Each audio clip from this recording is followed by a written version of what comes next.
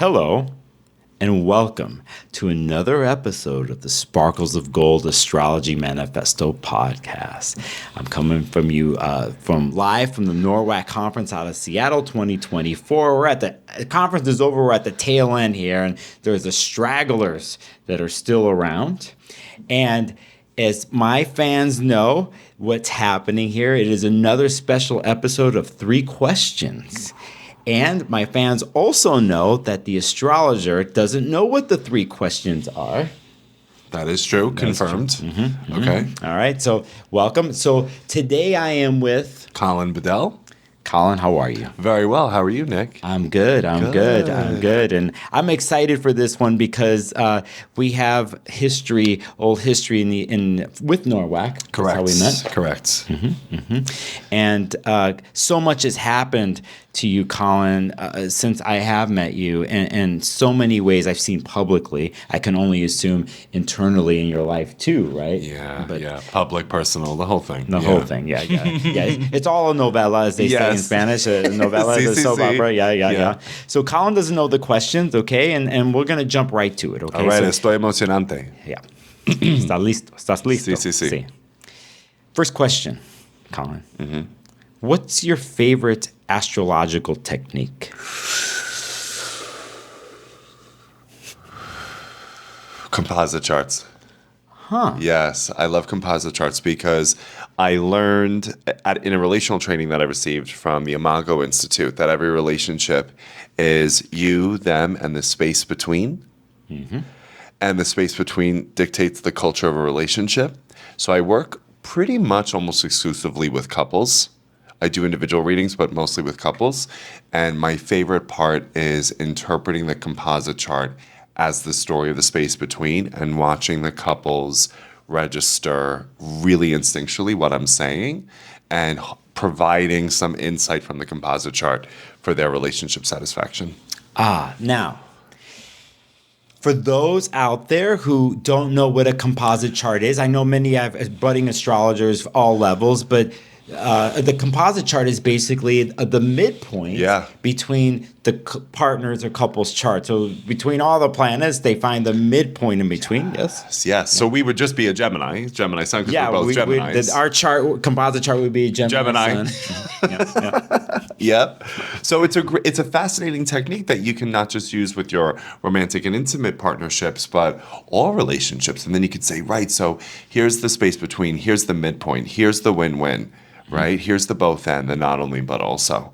Mm-hmm. And especially in our polarized world, I think the composite chart can really depolarize thinking and provide people with the bridge across differences and gridlock.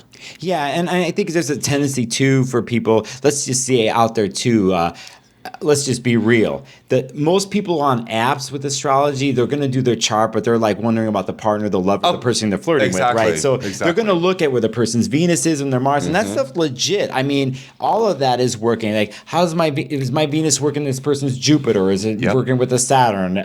But the composite, that bridge you're talking about, the in-between space, it's not I could say, is it a safety net at times? It also can take oneself out and the other person's self out, and you're in this neutrality space. Good point. Right? Where it's almost like, because they also say in couples training, it's not you against them, it's us against an issue. Right? So the us is the composite chart and the issue is God only knows what. But it's a story that I think people can mine for, again, insight, skills, mediation, compromises. And every relationship is a story, right? Yeah. So the composite chart tells a different story that's removed from our own stuff and their stuff. And now it's yours. Or ours, really. Yeah. Yes. And depending on one's knowledge and if they've done a lot of their own personal work with relationships with therapists or couples therapy, or all the books out there, but a lot of the central themes you catch in all of that is how oneself, how you would have your buttons pushed personally in situations. So like, we're in the middle of a heated argument after our honeymoon of 2 years of being together, and then all the real issues come up, right? And then we're getting this thing, our reactionary thing. And so how do we take ourselves out of the reactionary place in the types of conversations, the level-headed stuff? usually you're trying to, well, they would say step out or put yourself, and that could be this place that we're talking about. Yeah. Right? Oh, definitely. Definitely. So, the composite chart. Yep. Beautiful. That's a first here on this because a lot of techniques, and it makes sense for what you're doing practicing. There's other things you can hear, Davidson charts and all that kind of stuff. I just want to say publicly that I use composite charts, and they are gold. Yes. They're magic. And so you don't have to think too hard when you look at it. It's very revealing. 100%. Yeah. Colin? Oh, gosh, Thank you for answering question number 1. Oh, God, question number 2. I can already tell it's going to increase in difficulty. Well, it just depends. You're right. It depends. But I do this to keep people on edge because I want the... I'm on edge. Yeah, here we go. Here we go. All right, second question. What is your earliest memory connected to astrology?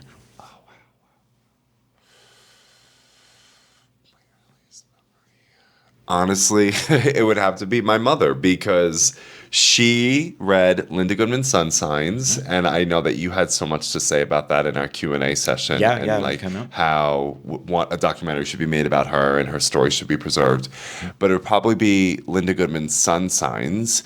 Oh, and also, can I say two? Shit. Sure, no, go ahead. Just because they really were concurrent. I remember this.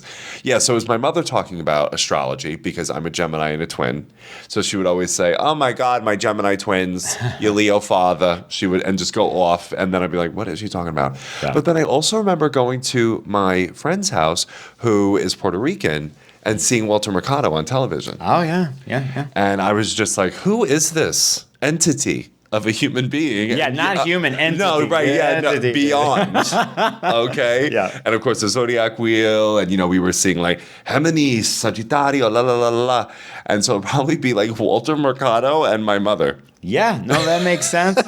My mother's from Ecuador. Her brother married a Cuban. I have this whole Latino side, and growing up, dating myself in the 70s and 80s, with the TV in the background, Mercado would just be there. Todos los tiempos, sí? Todos los tiempos, sí, all the time. So, but what was his famous line? Mucho, mucho, mucho amor. Mucho, mucho, mucho amor. Because let me tell you what, Nick, and for folks listening, yeah. Speaking of astrology documentaries, his on I've Netflix, seen his, is really good. And I'm sorry, I don't think enough English speakers know really how legendary he is and the way that he lifted astrology to such an art form. And correct me if I'm wrong, but has an English-speaking astrologer on popular media scratched the surface of the fame and the impact that Walter Mercado has. Yeah, and you catch that for those of you out there, the documentary shows this, and from the beginning to the end. And it's fascinating and huge, but his influence is influenced by the millions of it, and people would listen. And plus, obviously, the part of it too is the vessel and presentation at the time, and his look, the rings, the crystals, everything for the time, but one thing about this person, I think there's what you would consider at the time, some people say gaudy or the flashy, whatever, but he actually was a good astrologer. It wasn't some like TikTok, who's on TikTok now just hangs up their shingle and they're just doing stuff. This person was experienced, and just had the whole package. And worked with Leo, I would say, to advance Aquarius. Okay, first let me say this first. I love this about you because you're always bringing a duality which stays true to your nature, my nature. Yes, right. Our nature, yeah. Our composite nature. Yes. So, but let's fill it in for a second. What you were saying there. So, the Leo, and then what did you say? He worked with Leo, and he says this in the documentary, folks, that people are obviously drawn to visual aesthetic force. So he was a dancer. He loved fashion. He knew how to move his hands. He knew how to style. He knew how to perform. He worked with Leo glamour. And then he says in his exact words, to advance messages of love and peace. The Aquarius part here, thinking of the whole and so on and so forth. Because he knew how to captivate and inspire, but then he knew how to motivate and inform. Yes. Yeah, you never felt with this person when you watch him, obviously to earn a living, to get the recognition, but you never felt, you always felt when you watch this and see the clips that he really had concern and wanted, Absolutely. it was there, So mucho, mucho, mucho amor. Watch it on Netflix ahora. Yes, ahorita, ahora. Okay, so Adesso. yeah, and so the question you answered, the second question is the earliest memory of astrology, your mother. Mother and Walter Mercado. Walter Mercado. Okay. Yeah. Colin, thank you for answering question number 2. Oh, Jesus. My pleasure. Here we go. Número tres. Número tres. Okay. What books are you reading right now? You notice he's been taking deep breaths before these answers, and I don't think a lot of people know this. People who watch me on the Gemini or the podcast with Chris Brennan, I talked about breathing techniques for Geminis because of what happens that goes on in our minds and our nervous systems. And, what you just did there, I do a lot in my own way. Sometimes you bust the answer quickly, right? Yeah. We're good at this. But I think a well-harnessed Gemini will actually slow down. Yeah. And regulate just like you did. You've done this in the beginning of each question. That's right. Pause for the cause, as we say. So I'm just saying that out loud. Thank you. I love Validating. this. So, books. I would actually say the one that I've been moving through since I received it in December of 2023 is a book called Decolonizing Therapy by Dr. Jennifer Mullan, who is a friend of mine. And she runs an Instagram handle by the same name, Decolonizing Therapy. And she is a clinician, and yet she's also really deeply critical of the colonial diagnostic paradigms and is asking so many folks to reclaim indigenous wisdom for therapeutic practices. So it's an incredibly rich, provocative, and challenging text.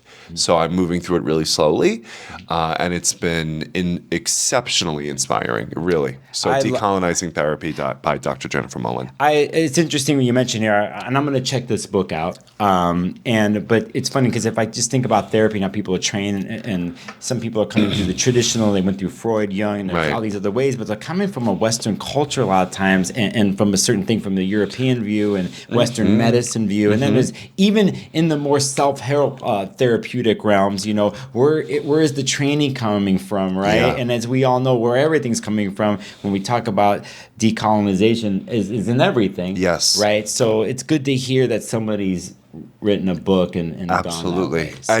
and is taking a huge risk in doing that. Definitely. Without even me knowing the book, yeah. Right, you're like, yeah. So it would be, and then that would be the one that I would love to recommend, and I'll probably finish it in 2 years because that's how slowly I want to read it because that's how rich it is. Yeah. Okay, but as people know who watch this or listen, I will add something here on the third question, and it has to do with books. Okay. And so, what is the book or a book that comes up in your past that altered you, that hit your head and your heart and your spirit and changed you? Like it just opened up your world. Okay, so I would say Marianne Williamson's A Return to Love, which introduced me to the spiritual self-study program that I work with to this day, which is A Course in Miracles. So A Return to Love I found it in my Jupiter return. I'm now in my third Jupiter return. It just started. And so, I found A Return to Love in 2012, 2013, and that was just incredible for me. Okay, good. That's great. This is interesting because here, even at NORWAC and the Q&As I was doing, and I can't remember on some of the podcasts I've done 3 questions here while I've been here, but the Jupiter and Gemini's come up here because it just ingressed this weekend. But somebody in one of the Q&As was the other day was talking about education. Like something happened to them when they were 12 years old at school, and then in the second Jupiter return, they were Jupiter and Gemini. Okay, They had some schooling thing, and then the Jupiter and Gemini's now, and they were at their first NORWAC conference. Oh, you know what look I mean? at that through line. They have a through line. I love it. I love it in astrology when catch something so simple but profound. Yes. And I do know about Marianne Williamson, that book in particular, and Course in Miracles, so on and so forth. So, that's good. And let me just say this too. For those of you who know Colin and follow me on IG, You're always dropping one-liners, 2 sentences, paragraphs from books, you know? And I know people are watching and they're like, boom, boom, they're writing it down. Like, oh, what book is that? You know? So I know I asked you to think about books, but Right. I know you're a lover and you absorb information just because I know what you say publicly, which I really love because sometimes, Nick. yeah, you're welcome. That's really means and a I lot. think it's Thank you. important these days too because there's our personal translation of astrology that makes us unique, but you're never afraid to say some of the things and what you're influenced by, and in a sense, give credit to. Of course. Right? 'Cause Attribution. Yeah. Absolutely. And I think sometimes out there people don't, and I think it's important to do because it just feeds the whole. It makes everyone is acknowledged, and at the same time, it just is the benefit. We're talking about the benefit result, not about making money in the end, you know, all that kind of stuff. It's like, you know, something that you said, a certain book, someone's going to watch this. They're going to go get Return to Love. Right. And who knows what that can do. Exactly, man. Oh, So- that would be wonderful. So it's the power of the Gemini word talking about the power of the word. Yes. Well, it does say in the Bible, in the beginning there was the word, or at first there was the word. Not that I'm not even like a practicing No, Christian. but you just dropped one. But okay? yeah, right here we go. You know, the word. Yeah, the word. All right. And you know, saying this, people are going to listen to this because I'll publish it. This one hopefully in the next month because of 2 Geminis, duality, the word 4. 2 for the price of 1. 2. Buy one, get one free. Buy one, get one free. Because of this Jupiter ingress. And I think it's interesting now because this is May 27th, 2024, while we're recording this. Jupiter's on my Venus this weekend, 0 degree. We have a Jupiter trine to Pluto. Yes. We have these inner body planets in the next month, like Venus conjunction with the Sun, but they're all hitting these degrees. Yeah. And in one way, too, I'm thinking of next year when Uranus goes into Gemini. It's going to hit the same place. Right. So we kind of have a beginning chapters of an interesting air story that's happening Yes, here. we do. And That will last for quite a while. it will. And I like this as a Gemini. At the same time, I know the other sides of Gemini and what can happen. And so the word is everything, but sometimes, I don't want to say this, then there's word salad. Yeah, oh God. Yeah. Yes. Right. So I just had to say that stuff. No, thank you. Yeah, absolutely.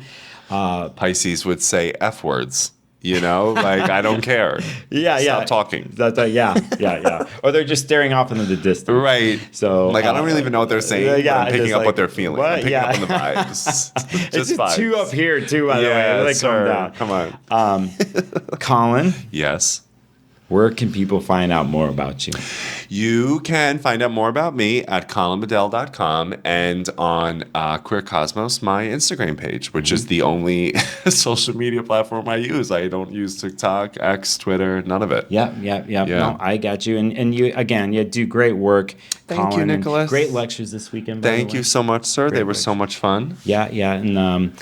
And so, thanks for being on the Thank 3 you. questions. Well, thank you, Nick, because it should also be stated however many times publicly, that you are so beloved as like the Hermes figure, the mercurial magic man that like keeps all the technology up and running, the messages facilitating, the communication cohesive. You're such like a connective tissue in this community. So you should know that and other people should know that. I mean, I know they do, but it bears repeating. Thank you, Colin. Of course. In a lot of inner work that I'm doing for years with therapy and stuff, I've had to learn to accept moments like this. Yes. And I accept. And thank you for the beautiful words, my friend. My pleasure. My pleasure. Thanks, everybody, for watching and listening. Yes. And I will have more 3 questions episodes coming up very, very soon. Bye, everyone. Goodbye.